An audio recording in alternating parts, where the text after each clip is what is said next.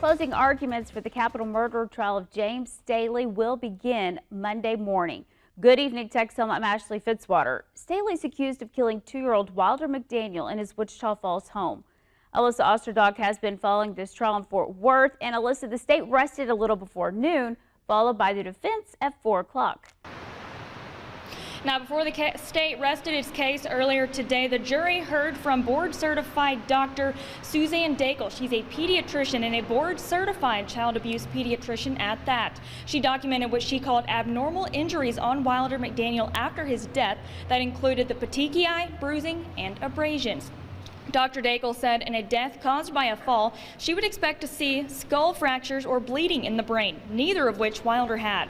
Dr. Daigle said she did not see anything that led her to believe Wilder died from an accident, in that, in her medical opinion, she believes he died from child physical abuse by suffocation.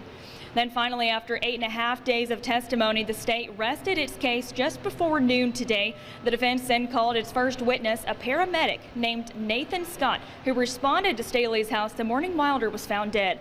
During cross-examination, Scott said he never saw Staley hug or console Amber the morning Wilder was found.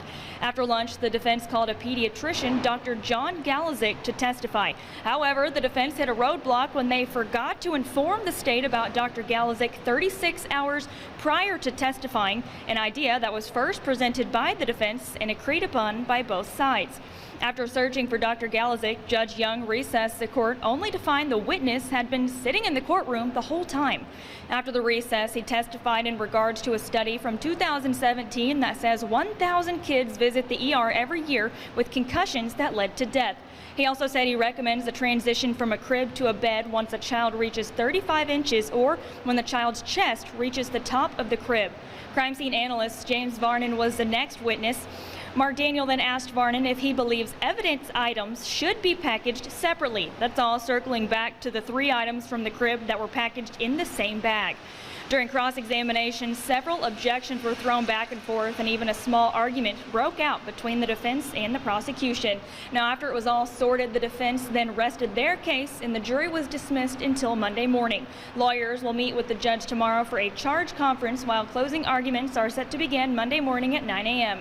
Live in Fort Worth, Alyssa Osterdock, News Channel 6.